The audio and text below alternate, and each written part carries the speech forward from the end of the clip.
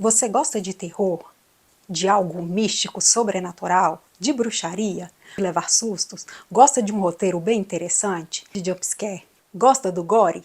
Então esse filme é para você. Eu estou falando de A Hora do Mal. Vamos lá?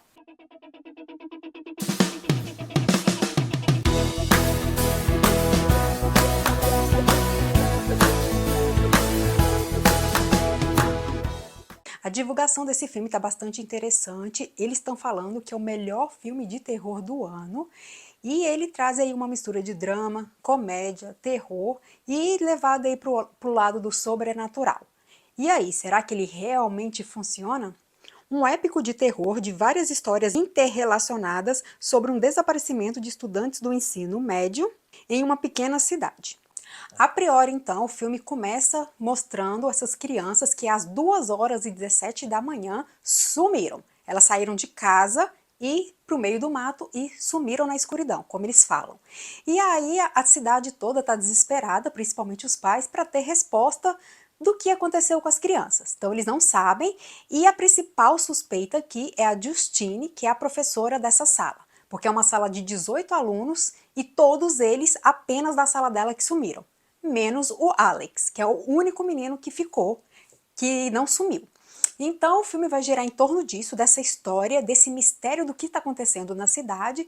Ele é dividido, vamos dizer assim, que em vários capítulos. Então o filme vai trazer o olhar de cada personagem do filme. Então ele vai trazer a visão da Justine, a visão do Archer, a visão do Paul, a visão do Andrew, a visão do Anthony e do Alex, que é a criança. Ela começa narrando a história, falando, né, que a escola acabaram sumindo e que a cidade toda tá nesse conflito de saber o que está acontecendo. E aí tentando achar culpados. E a polícia não descobre o que aconteceu.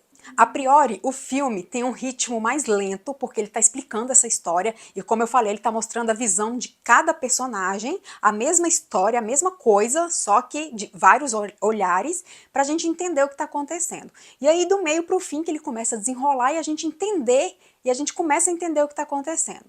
Ele tem falhas? Tem, porque ele deixa, na minha opinião, algumas pontinhas soltas, algumas histórias que não foram explicadas. Então, assim, eu saí realmente da sessão pensando, mas por que tal coisa aconteceu? Mas por que não foi explicado isso? Mas não deixa de ter o seu mérito. Realmente, ele é um filme muito bom, é um filme diferenciado. Ele vai trazer um pouquinho da pitada da comédia em algumas situações, porque as situações são tão complicadas, são tão loucas, que a gente acaba rindo delas.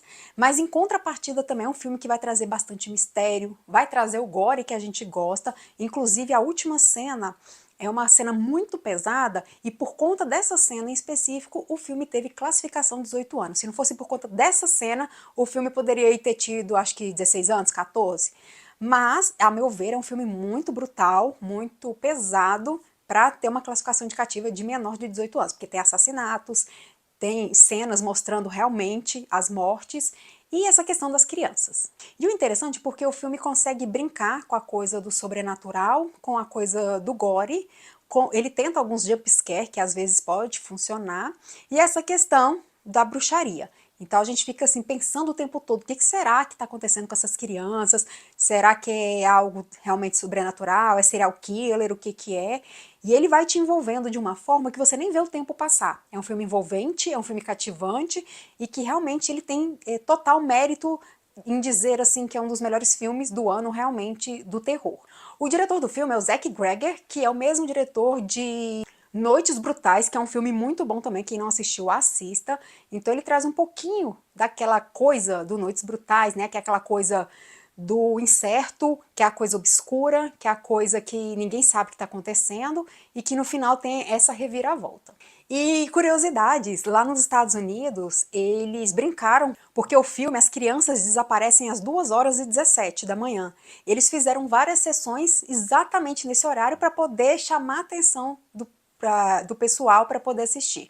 O diretor fala que esse filme é uma narrativa muito mais complexa do que Bárbara. E que ela é um terror psicológico que envolve várias histórias. Como eu falei, ele não vai se focar apenas num protagonista e trazer a história no olhar dele. Não, aqui vamos ter de acho que 5, 6 histórias, a mesma história, só que contada na visão de cada personagem. O que eu achei que ficou incrível, porque a gente vê de uma forma diferente. Porque normalmente os filmes trazem isso, né? Apenas o protagonista e a gente vai vendo aquilo que acontece. E aqui não. A gente vê aí, ao olhar desses outros personagens, a forma como eles vão lidar com a situação e o que aconteceu com eles. Então, assim, isso ajuda a não deixar tanta ponta solta, né? Porque vai explicar o processo de cada um, mas o finalzinho deixa aquela coisinha assim de que por que isso? Ou por que aconteceu isso? Por que tá fazendo isso?